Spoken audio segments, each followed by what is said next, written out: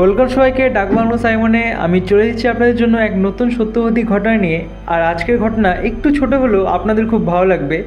আর আমি আজকে এই ঘটনাটা পেয়েছি আমার চেনা জানা এক দাদার কাছ থেকে। কোনো কারণে আমি দাদার নামটা নিতে পারছি না, কিন্তু দাদা যে ঘটনাটা আমাকে আজকে শুনিয়েছে সেটা আমার খুব ভালো লেগেছে। আর যদি আমাকে আপনারা নতুন নতুন কোনো সত্যবাদী ঘটনা পাঠাতে চান তাহলে অবশ্যই ইউটিউবের নিচে কমেন্ট করুন যে আমার কাছে ঘটনা আছে। আমি অবশ্যই আমার পার্সোনাল হোয়াটসঅ্যাপ নম্বর আপনাকে শেয়ার করব, সেখানে আপনি ঘটনা পাঠাতে পারেন। এবং এছাড়া ডিসক্রিপশানে দেখবেন যে আমার ফেসবুক পেজের লিঙ্ক এবং আমার নিজস্ব ফেসবুকের লিঙ্কও দেওয়া আছে, সেখানে আপনি ঘটনা পাঠাতে পারেন। তাহলে বেশি না কথা বলে চলো আজকের গল্প শুরু করা যাক।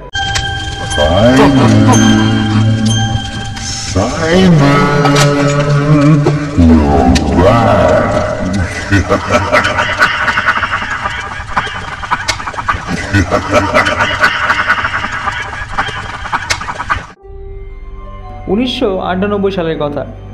পশ্চিমবঙ্গের সন্দেশপুর গ্রাম, যেখানে সন্ধ্যা নামলেই অদ্ভুত নিস্তব্ধতা নেমে আসে। গ্রামের শেষ মাথার একটা পুরনো চায়ের দোকান ছিল, যেটা দিনের বেলা জমজমাট থাকলেও রাতে ফাঁকা হয়ে যেত। দোকানের মালিক রমেশ কাকা একাই থাকতেন সেখানে। একদিন শীতের রাতে এক যুবক ট্রেন মিস করে গ্রামে আটকা পড়ে। কাছেই চায়ের দোকান দেখে সে রমেশ কাকাকে কাছে গিয়ে বলল, কাকা, রাতে কোথাও থাকার ব্যবস্থা আছে?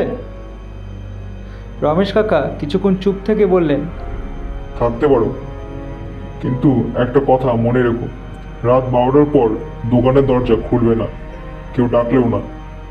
যুবক কিছুক্ষণ অবাক হলেও মাথা নেড়ে রাজি হলো। রাতে সে দোকানের ভেতরেই ঘুমিয়ে পড়ল। রাত তখন ঠিক 12টা। হঠাৎ দরজায় ধাক্কা পড়তে শুরু করলো।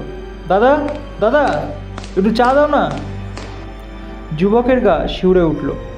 দোকানের বাইরে তো কেউ থাকার কথা নয়। কয়েক সেকেন্ড পর আবার সেই গলা, এবার আরও জোরে, দাদা, খুলে দাও না, খুব তেষ্টা পেয়েছে। যুবক ভয়ে দরজার ফাঁক দিয়ে উকি দিল। বাইরে একটা ছায়ামূর্তি দাঁড়িয়ে আছে, একেবারে নিস্তব্ধ।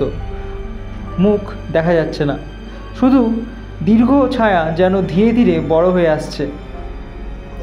আতঙ্কে সে চিৎকার করতে যাচ্ছিল, কিন্তু ঠিক তখনই পেছন থেকে রমেশ কাকা শক্ত করে তার মুখ চেপে ধরলেন। কানের কাছে ফিসফিস করে বললেন, শব্দ করবে না, ওরা ভেতরে এলে আর সকালে উঠতে পারবে না, একদম শব্দ করবে না। যুবক ভয়ে চোখ বন্ধ করে ফেলল। ধাক্কাধাক্কি চলল আরও কয়েক মিনিট। তারপর হঠাৎ সব শান্ত হয়ে গেল। সকাল হলে যুবক কাঁপতে কাঁপতে রমেশ কাকাকে জিজ্ঞেস করলো, কাকা, কাকা, ওরা কারা ছিল? বলো, ওরা কারা ছিল? রমেশ কাকা ধীরে ধীরে বললেন, দোকানের সামনে ওই রাস্তায় 10 বছর আগে 3 জন কাটা পড়েছিল। তারপর থেকে মাঝরাতেই তারা রাতে আসে আমার দোকানে আর এরকম শব্দ করে। সেই ঘটনার পর যুবক আর কখনো সন্দেশপুর ফিরে আসেনি।